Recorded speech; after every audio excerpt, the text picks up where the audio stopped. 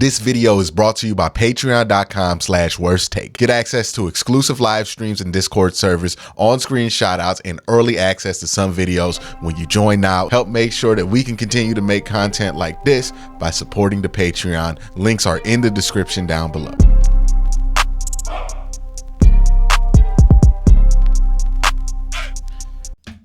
Elijah Moore is probably one of the most intriguing players to keep an eye on during this preseason period for the Cleveland Browns, not just because so many people have so many things wrapped up into him about how he's going to make this offense better, but because we truly don't know when it comes to Elijah Moore. Like, when we talk about what we expect to go right or what we know should go right, we're talking about Amari Cooper, who we've seen be a really good wide receiver in the NFL. We're talking about Deshaun Watson, who we've seen lead the league in passing yards in the NFL. We're talking about Nick Chubb, who we've seen be one of the premier running backs in all of football. We're talking about an offensive line that we've seen be one of the best, if not the best, in all of football. You know, we're talking about Miles and Za'Darius. These are a lot of known quantities on this Cleveland Browns team. It would just be a disappointment if they didn't live up to their expectations, not necessarily a question of whether our expectations were too high, because they've played enough football for us to know what the expectations are going to be with all of those guys. A lot of known quantities here. Denzel Ward, Myles Garrett, Za'Darius Smith. I can go on and name a bunch of them.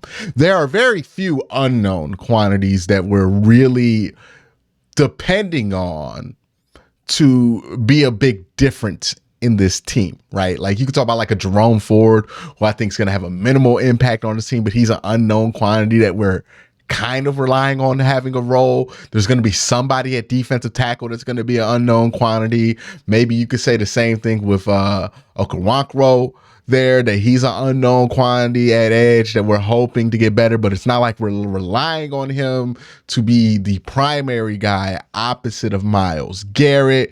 And, you know, maybe JOK will be the biggest to unknown, but we've seen him be good. We just haven't seen him take that leap into elite. But everybody else, Juan Thornhill, we know what he's going to be. We know what we expect him to be. We expect him to be what he's always been. Same thing with Rodney McLeod, with Grant Delpit. Like, we're not really expecting these guys to be a projected version of themselves. We're kind of expecting most of the players on this team, defense and offense, to be who they've been. Then you go to Elijah Moore, and that's the one piece, albeit it's not the most important piece on offense, but I would argue it's one of the more important pieces to the passing attack on offense, right? If we're just talking about that specific slice of it, we get to Elijah Moore, and that's the one where, hey, we're hoping a lot, right? For good reason. He's a tremendous athlete.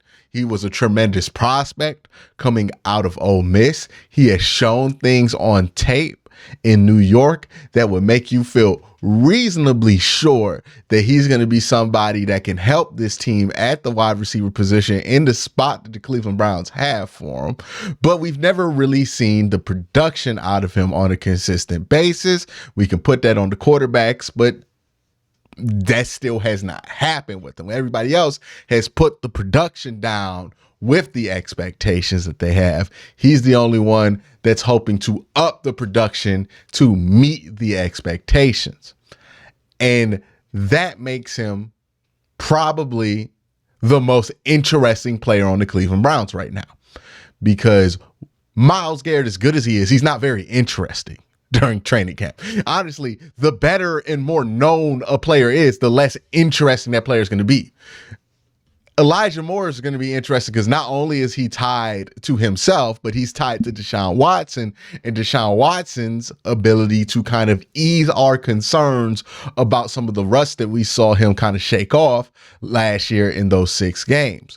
So Elijah Moore is playing an important role on this team. And I would say, of all the people playing important roles, he's the one with the biggest role that we probably have the least to bet on or to back us up in putting that player in that role when it comes to actual like NFL production to go with it. So there's more projection going on with him than there is with other players on this team, and most certainly with the other established players on this team. So when it comes to Elijah Moore, a lot of input would be helpful, right? Like we want to know what other people are thinking. We know what Browns fans think. We know what people who liked Elijah Moore when they brought him in think. But what about an NFL legend?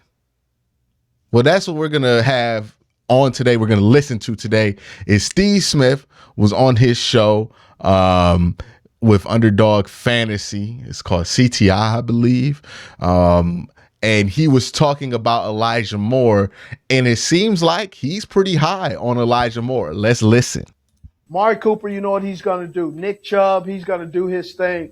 Man, Elijah Moore is very – Amari Cooper, you know what he's going to do. Nick Chubb, he's going to do his thing.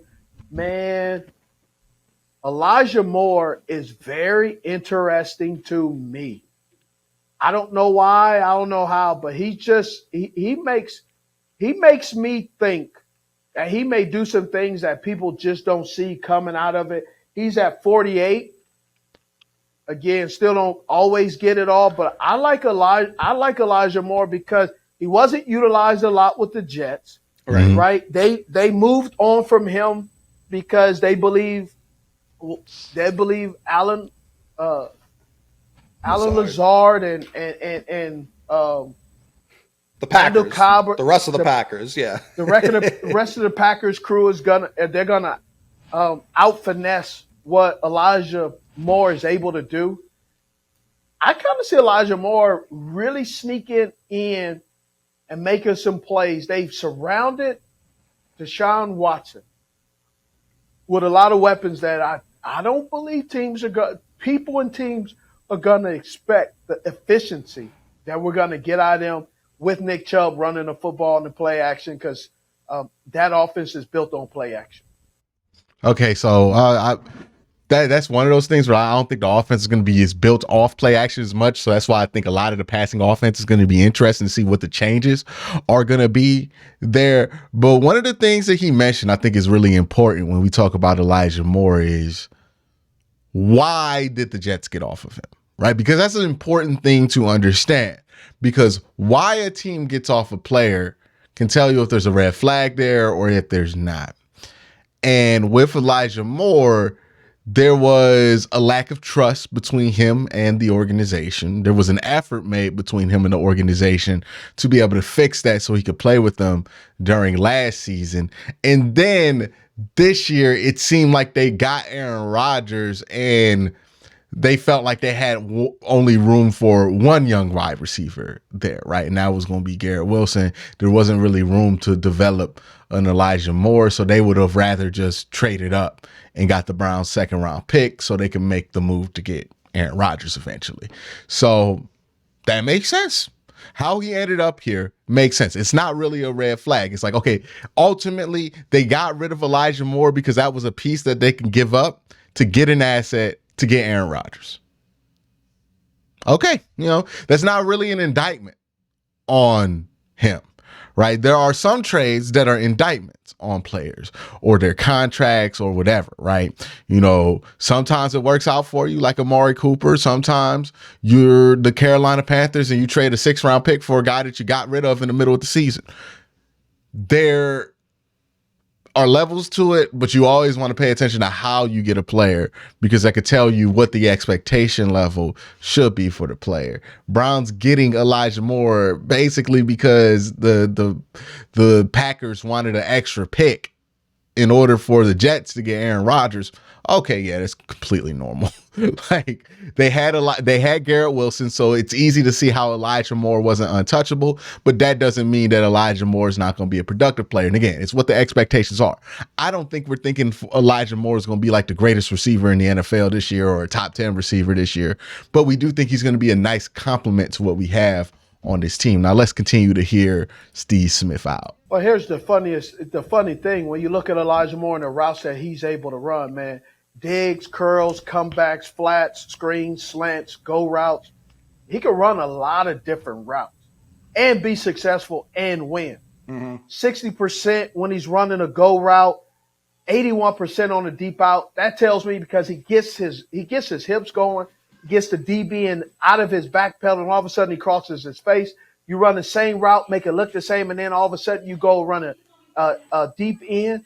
All of a sudden now that corner doesn't know what to do. All that corner knows is they need to get off the ball because the speed of Elijah Moore and his technique is really good. And you add a good coaching staff and a better quarterback, and all of a sudden things get real interesting real fast at the job of the corner at that time. So that could be tough, and that could be challenging on the corner to realize that you're outmanned in the middle of the football game.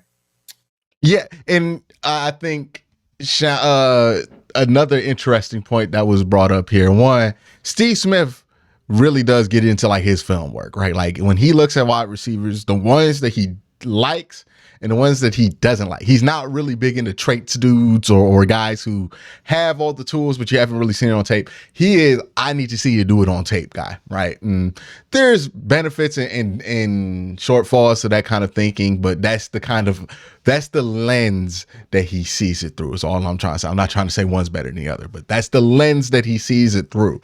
So he's looking at it through that lens, and through that lens, he looks at Elijah Moore and he doesn't just see a really talented athlete.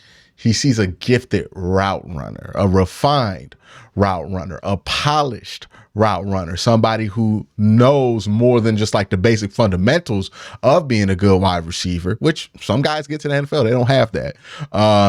But also like how to play the game of wide receiver. And he's pointing out these things. And look, sometimes you get a young player and they're put in the perfect cocktail to be successful when they weren't successful somewhere else. And you're seeing him put together the pieces of that cocktail. He's like, hey, this is somebody who's a really good route runner. He was really good in that deep to intermediate part of the field. Well, what's going to hurt you as a wide receiver if your best area is deep to intermediate? There are two things. Quarterback play. If your quarterback's not good, he can't see or trust deep to intermediate, you're not going to get the ball no matter how open you are. And number two, and this gets slept on, we don't ever really talk about the offensive line being important for wide receiver play, but it is. The Browns average over the last 3 years a pocket time of 2.9 seconds, amongst the highest, if not the highest in the NFL. What that means is that Elijah Moore is going to have more opportunities to get more targets in his sweet spot of the field, that deep to intermediate part, because he's going to be allowed to run these routes that take just a little bit of extra time to develop. You pair that with Deshaun Watson, who's really good in deep to intermediate, somebody who also likes to hold on to the ball for an extra half a second to give his wide receivers time to get those chunk plays. And you see where the marriage is. The quarterback fitting with the wide receiver. That's one important thing, right? The reason Baker Mayfield and Odell Beckham never fit together, there was all this other stuff, but on the base level of it, it was that Baker Mayfield was at his best when he got rid of the ball quickly. And Odell Beckham was at his best when you gave him a little bit of time to make something happen down the field. And those two never mixed. These two mix a little bit better, right? Deshaun's at his best when he can have the ball just an extra second to make a play. He's at his best when he can work that deep to intermediate side. He's not at his best. We saw it last year during those last 6 games when he has to be on schedule. This is why fit is so important, because we could have put all the names around Deshaun Watson. If it wasn't the right fit, it wouldn't matter. What I appreciate with what Andrew Berry has done with the wide receiver room is these names fit the quarterback style. And I think that's something they learned from with Baker Mayfield, because while they supported Baker Mayfield with some good names at wide receiver, the names never fit. John Dorsey got the big name, right, with Odell Beckham. But the name never fit the style of quarterback that Baker Mayfield was. Because again, Baker at his best Not saying Baker never held the ball. He did, but he wasn't at his best when he held the ball. We all know that. We've seen the tapes.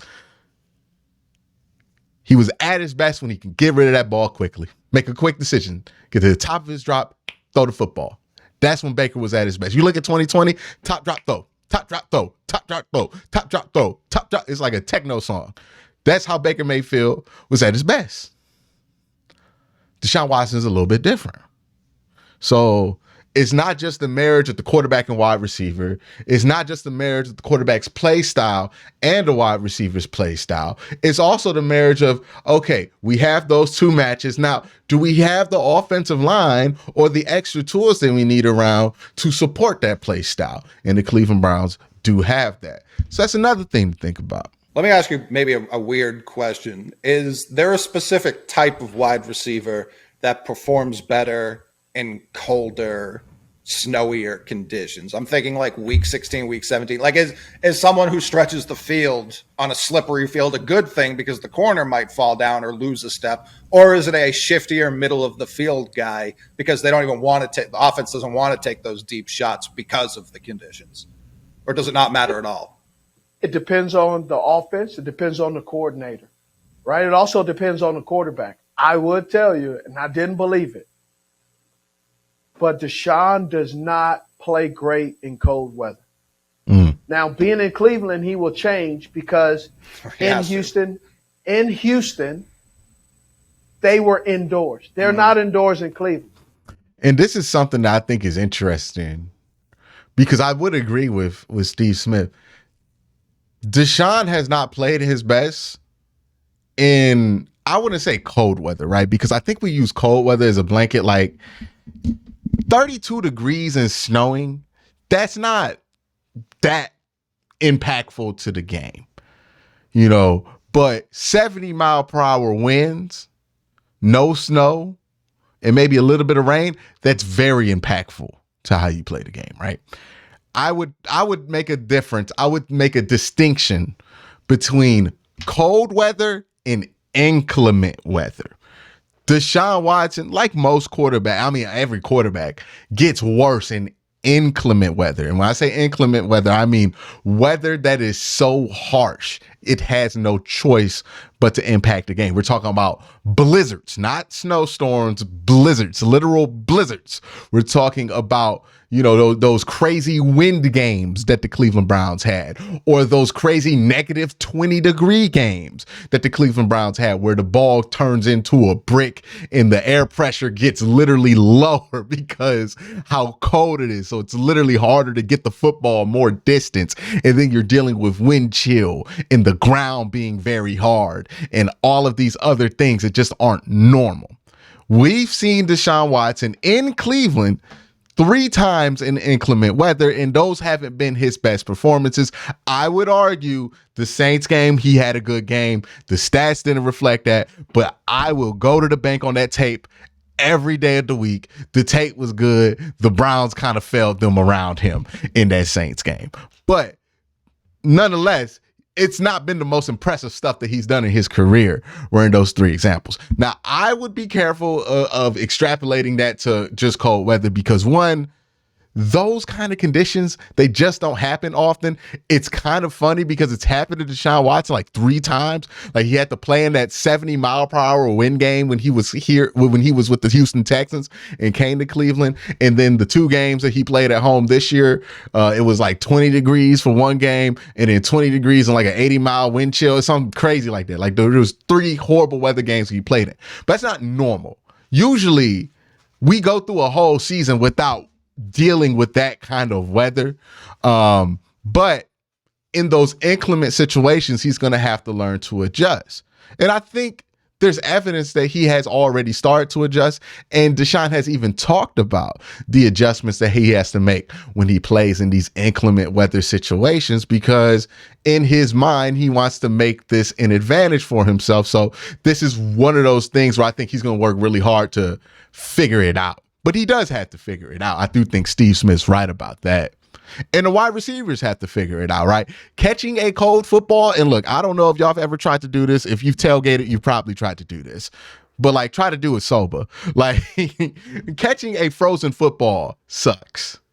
It's slippery and it feels like somebody just threw a brick at you. Like and that's when your friends are throwing it. Imagine when Deshaun Watson throwing a thing going like 30 miles per hour. Sucks, but you gotta catch it. You gotta figure out a way to catch it. You know what I mean? Either that or we're going to have to start heating up footballs or something gimmicky like that. But that's Steve Smith's thoughts. Those are also my thoughts on Elijah Moore. Let me know your thoughts down in the comment section below. Y'all have a great day. Have even better night.